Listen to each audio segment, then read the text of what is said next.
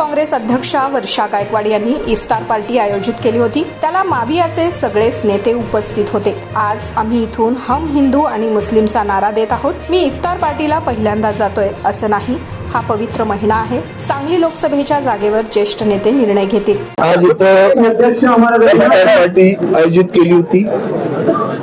मुंबई काँग्रेसच्या अध्यक्षा सन्माननीय वर्षाताई गायकवाड आणि काँग्रेस पार्टीचे अतिशय ज्येष्ठ श्रेष्ठ सगळे नेते बसलेले आहेत।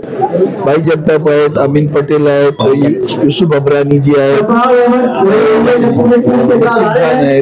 माणसं आलेली आणि संजय नीना पाटील, त्याच्यानंतर आणि सगळे वेगळंच वातावरण पाहायला मिळालं। आणि तसंही इफ्तार काय पहिल्यांदा जातं अशातला भाग नाहीये, कित्येक वर्ष इफ्तार पार्टीला जातो।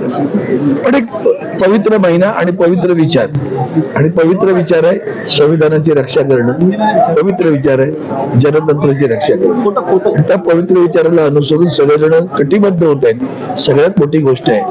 आणि इथं हमचा नारा दिला एका व्यक्तीने, मला खूप आवडलं। हिंदू मधला ह आणि मुस्लिमातला म असं दोन्ही प्रत्येक पहिलं अक्षर द्या, हम म्हणून आपण एकत्र आलं पाहिजे।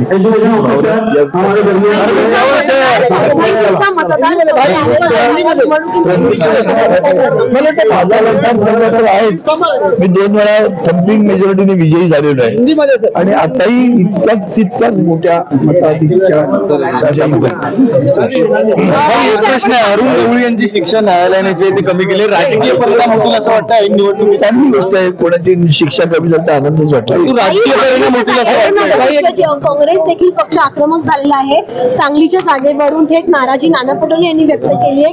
मला माहिती, मला कल्पना ज्येष्ठ नेते ते